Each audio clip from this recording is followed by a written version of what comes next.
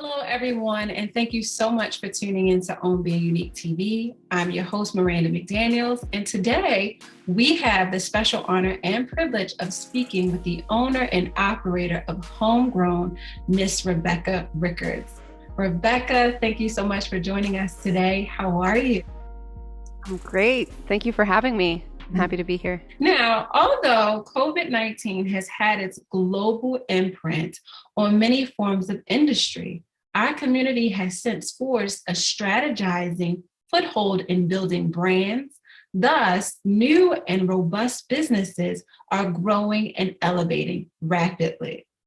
For one specializing in a background comprised of the performing arts as well as education and production, it has to be awesome fusing both art and virtual learning with less students in classroom settings and more online. So, Rebekah, tell us, what is Homegrown? Homegrown is a virtual platform, and we offer cutting edge interactive art experiences for young learners, budding artists from ages 3 up to 9 years old. Nice. Now, what does it mean to be homegrown?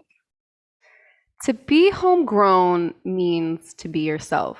I work really hard, and my team works really hard to provide a space, even virtually, that feels safe for kids to express themselves openly and just to be themselves. Kids are naturally creative and innovative and resilient and adaptive. So this platform has been an amazing, amazing feat of kids all over the country, even Alaska, even Canada, coming together to learn and play and grow together. That is a beautiful concept to actually hear. Now, when it came to creating Homegrown, where did the idea or the concept come from? So March of 2020, along with a lot of artists, I lost all of my work. I was a freelance artist, a performing artist, and dance educator.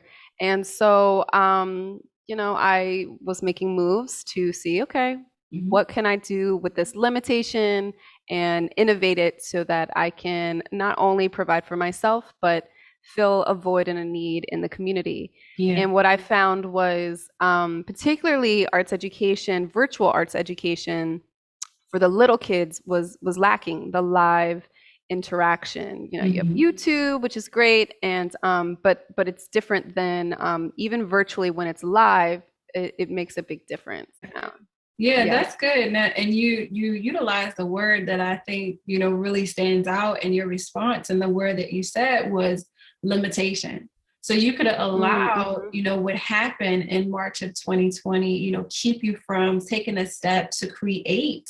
And then these individuals wouldn't have had an opportunity to experience anything that Homegrown has to offer. So the fact that you didn't allow what happened to be a limitation, but you utilize that as a pushing factor to motivate and encourage you to birth forth Homegrown is a commendable, factor. So congratulations. Thank you. The idea itself was conceived, I lost my work. And so I was actually nannying for a 3-year-old last summer to make money, to make ends meet. And it was actually very refreshing, to kind of see the world through this young child's eyes and how fascinated she was at everything and just how excited she was to learn and curious about everything around her. And that's when I was like, these are my people, 3-year-olds. Yeah. I think it's amazing that, as a creative, you use your creative abilities to continue to create, so that's commendable. Now, how refreshing is it to get and see fascinating new ways for young learners to digest this cutting edge new wave of virtual learning and teaching? It's very refreshing. Coming into it, it was kind of an experiment. I wasn't sure how it would go, having a 40-minute interactive dance Zoom class for 3 and 4-year-olds. But because I also have a background in entertainment and comedy and production, we've manufactured a class that actually feels much more like a show, like a performing arts. That's why I say we offer performing arts experiences Yeah. because yes, we're learning, so it is a class, but really what it is it's like you're part of this show. So we're going to learn together, we're going to play together, and then we're going to perform together. Which is important to me as someone who's been in the education game for a minute. Oftentimes we go and take classes, even as adults, and it's like you feel great in the class, but what can you pull and utilize when you're out of the class? Yeah. And so I try to not only teach them what I want them to learn in the class, but we then perform it right away and we integrate it right away into stories and music and we have a lot of fun with it. And that's good because as you were speaking, I was thinking about the more traditional setting of a performer and how you're used to having these rehearsals, then dress rehearsals, and then, now you are able to perform what you've been working so hard on stage. And then there's this like kind of like disconnect between the audience and those who are on stage, meaning if I'm an audience member, I can't get up on stage and dance with you no matter how excited I am. Right. So the fact that you are creating, and not you are, but you have created this space that is just like you're part of this whole experience, this whole process has to be a wonderful experience for those who are on that receiving end. Yeah, it's really fun for all of us because it's a very collaborative experience. It's not just that the way I do it through Zoom is, it's actually pretty interesting. It took me a little while to get a hold of it, but you can, spotlight certain people, you can duet certain people. So it's really cool when I feature someone or someone's demonstrating something, I'll spotlight them and we can interact in a special way. So it is really like being the star of your own TV show. It's wild and it's really cool. Yeah. Yeah. And what I think is also amazing just to tap into that is that because you were talking about the lighting and everything like that, so you're able to utilize, that production background that you have to put those together. Imagine someone who doesn't have that level of expertise wanting to do something like that, but they don't have the capabilities to do it. So you have all of that inside of you and you're using that. That's amazing. Thank you. How valuable would you place student-centered learning? Student-centered learning is very important, I think, in education in general, but for Homegrown in particular, because I'm mostly interested in what, as I mentioned before, what the student can carry outside of the class. So it's about giving them the tools that they need so that especially during the pandemic when everyone was feeling very isolated, I would have conversations with 3 and 4-year-olds while we're sharing and talking about our days together. And these kids know what's going on. A lot of them use words like, quarantine and pandemic. And it's wild that it's just a whole new age. So mostly I wanted to equip these young students with all the tools and actually equip and empower them to know that like you already have everything you need right there in your home, even if you're alone, to create, to learn, to be excited and have your own little dance party right there in the living room. Yeah. We have a theme song in Homegrown, and one of the lines is when you're homegrown, you're never alone. Your mind is a garden. It grows and grows. When you're homegrown, you have all that you need to grow and succeed. So that's kind of our thesis in a nutshell. Student-centered learning means the student is empowered, not just in class, but outside of the class as well. And I like that line, your mind is your garden, and the fact that you are a teacher, you are planting these seeds in them. And so now the seeds are in their mind and they can utilize their imagination. And as they utilize their imagination, they're watering their own seeds. And now these seeds are beginning to grow within their minds and within their bodies. So that's amazing. Like, and having control over your mindset and you pouring that into these kids is a major piece because we need that as adults.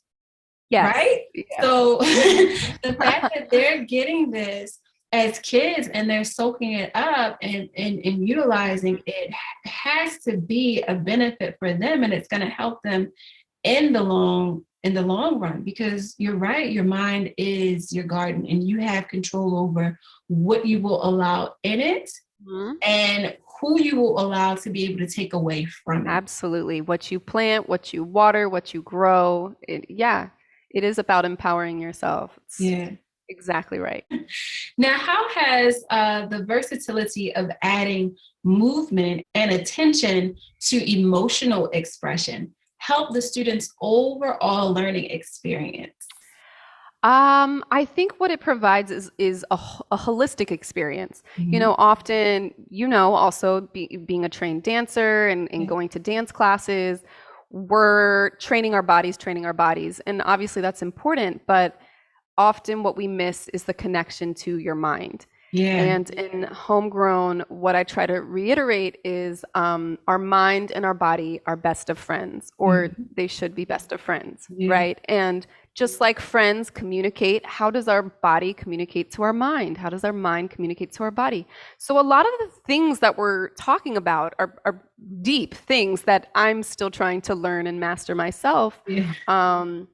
Which I think is the trademark of any great educator, is a great student. These are all things that I'm learning and growing through myself. So the emotional detail, attention to emotional expression, I think for myself anyway, my experience growing up in dance studios was always a missing component. I remember we talked about this recently of being a trained performer, a trained dancer, and having such expression in my body, but then the face and the mind, or even thinking about vocalizing while I'm performing, was like a disconnect. So I'm trying my best to give my students a vocabulary to express themselves. Whether it's in our musical theater class, a game we play called Pass the Hat, where we emote, we practice emoting. Let's do happy, let's do sad, and then we embody it.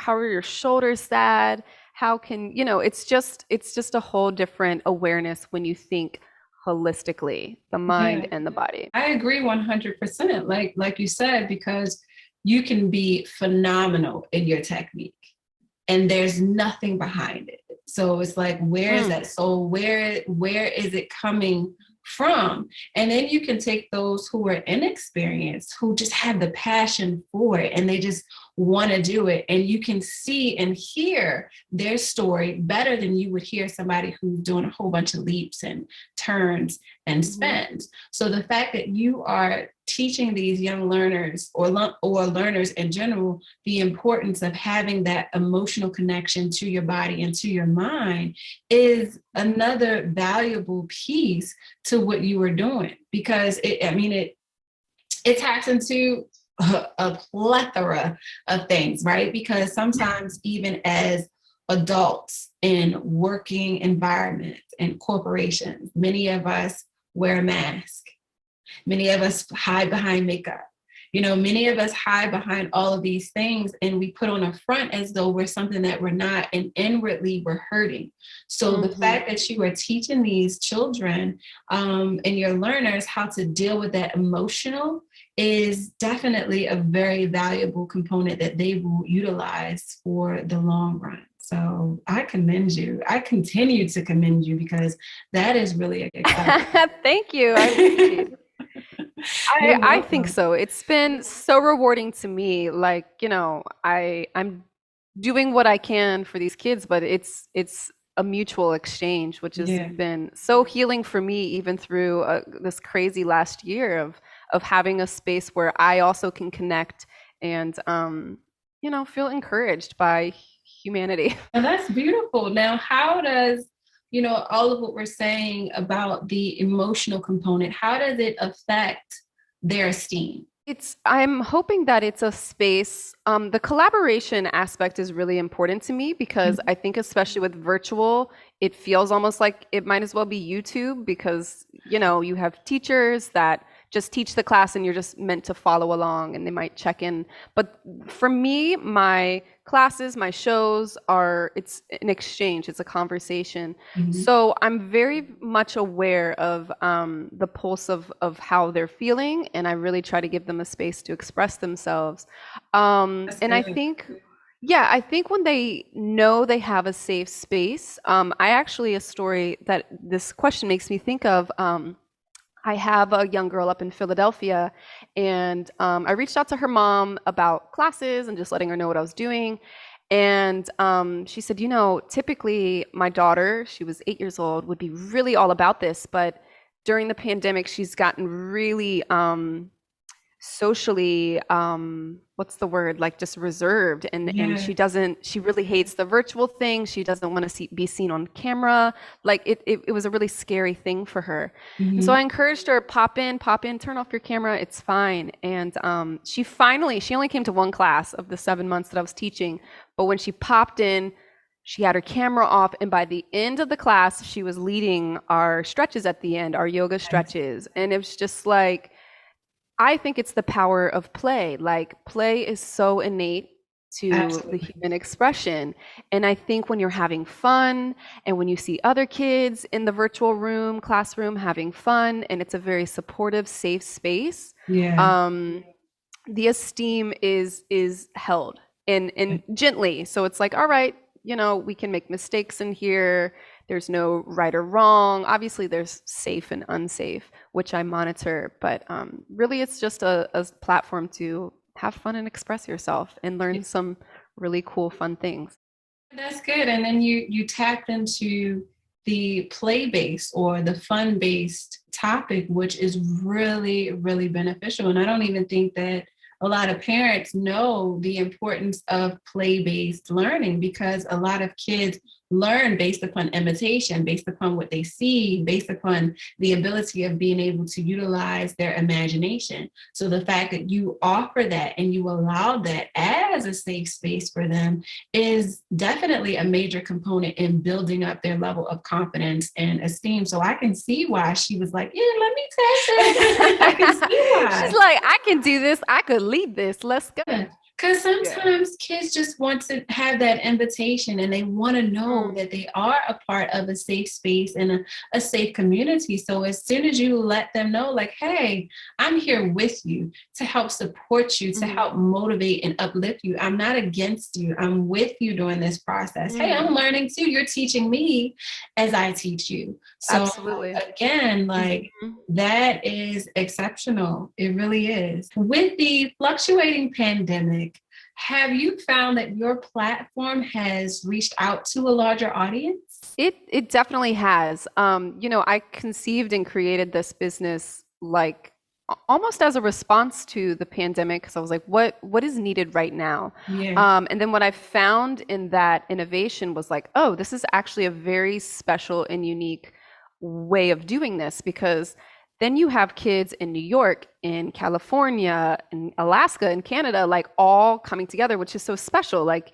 obviously live person classes is, I think, necessary and presents its own pros, but the virtual thing is really unique and special in that way that when would you ever take a capoeira class with a Yeah. friend in California and Texas simultaneously? It's Yeah. in their homes, like you're in each other's homes, which is really cool. Um, it was, but then it was kind of twofold, because I found with a lot of parents, especially like springtime, we're just burnt out with the Mhm. virtual everything, because Mhm. school was virtual, everything's virtual. So understandably so, a lot of people are like, it's not going to be as good as in-person classes.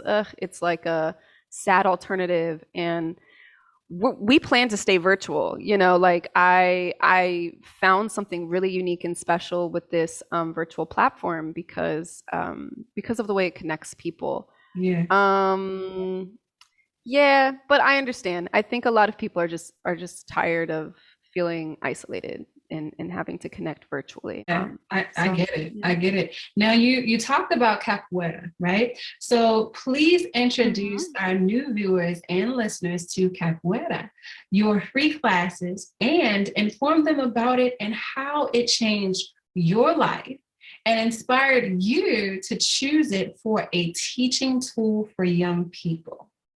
Capoeira is one of my favorite, it's actually a Brazilian martial art form, but what I love about it is it incorporates dance, it incorporates fight forms and techniques, it incorporates deep, rich culture and music. It's just, I trained with Maestre Dutour up in Philadelphia for about 6 years, and I found that it is really, really great, especially for like high energy kids who love to jump around and don't necessarily have the attention span for something like I teach a ballet and storytelling class, which is not slower, but just it requires a different kind of attention. Yeah. But with the capoeira, I mean, obviously it's for boys and girls, but I have a lot of boys in that class because they just love the format of it. And I've designed it to feel like we learn animal facts because a lot of the capoeira movement is comparable to animal moves.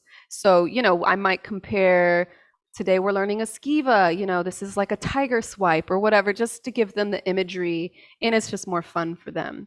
Yeah. So when we, at the end of the capoeira class, we go on what we call a jungle adventure, and you get to be the warrior, and we're going to go move with the animals, and we're going to defeat what they like to call the boss. Like, I guess this is like video game language. They're like, who's the boss today? Who's the boss? Yeah, and it's just so sweet how they're so interactive in creating the stories along with me.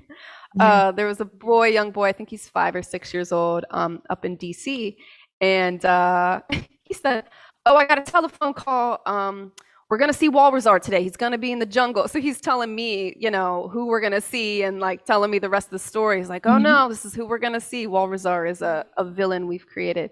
And so my partner who does all of the puppetry and all of the like costumed characters, she's running in the back trying to find the costumes. And I'm like, well, he said it. I guess we're gonna find Walrazar today. So you better find the costume in the next 20 minutes. So I'm so, it makes me beyond happy that they feel empowered to also like drive the bus when it comes to the classroom, because I want them to feel that freedom of creating. You mentioned the free classes. So I offer ballet, I offer musical theater, I offer capoeira, as I mentioned. And it's important to have a free class because even though I think it's wonderful, and I would say close to, I did the math, 98% of children who try my classes want to continue and sign up, which I think is a really great retention rate. Yeah.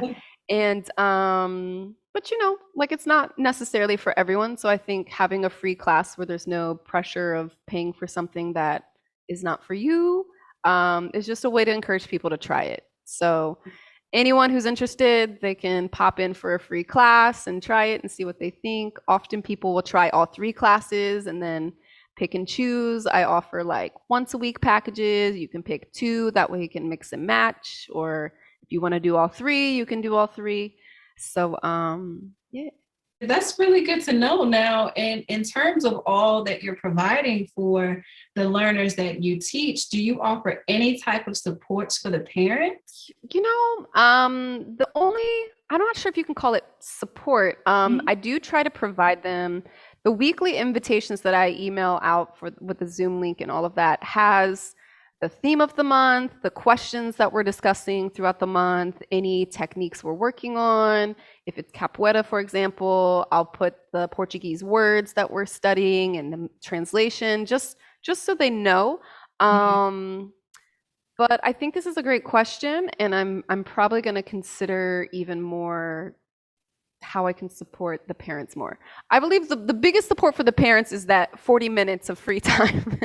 You know, that's the support. You know, I've heard from a lot of people like, I just need that 40 minutes, especially with the little ones, to just whatever, you know, relax, chill, handle business. And so I think I've had many parents sit in the room and observe the first several classes just to Mhm. make sure, it's their children, it's virtual, like this is new territory for a lot of us. But Mhm.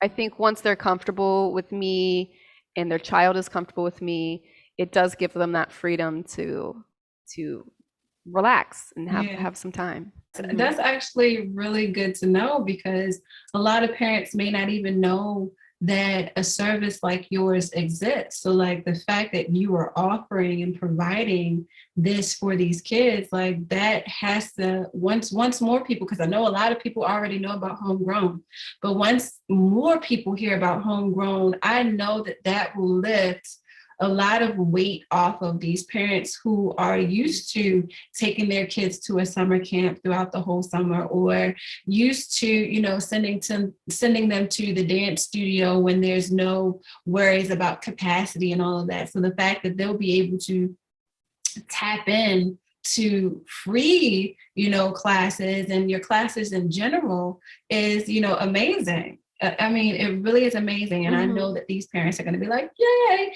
Now, as it ties into the parents, do you actually teach adult classes at all?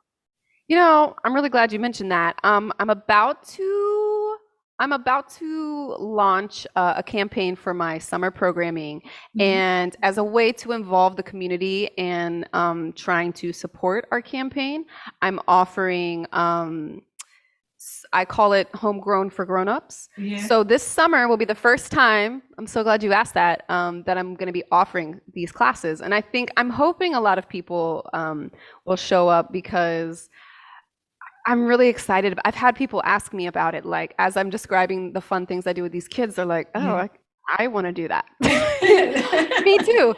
So I am this summer. I don't have any dates determined, but if you follow me or follow Homegrown on social media, I'll definitely be announcing those. But I'm really curious to see how it goes and see if there's going to be the same openness with the Yeah, adults that there is with children, because I personally believe that play is important for all ages. I And agree. often we associate it with children, right? And Hmm. then as we get older, it's stop playing, you play too much. And I'm Yeah. like, I don't play enough. I was about to say So that. Like you took the words out of my mouth. I really was about to say, I don't play enough. You're right. exactly.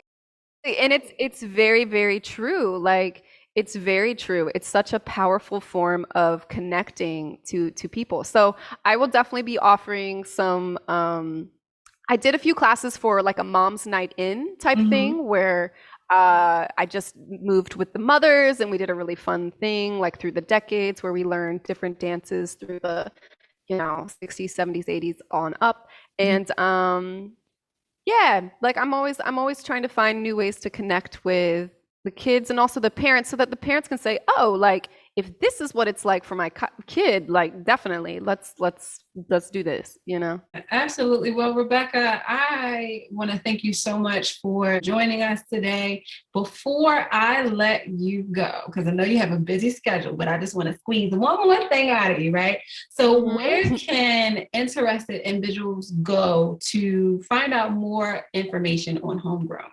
So we're on Instagram and we're on Facebook. You can find us. Both handles are home 757 grown.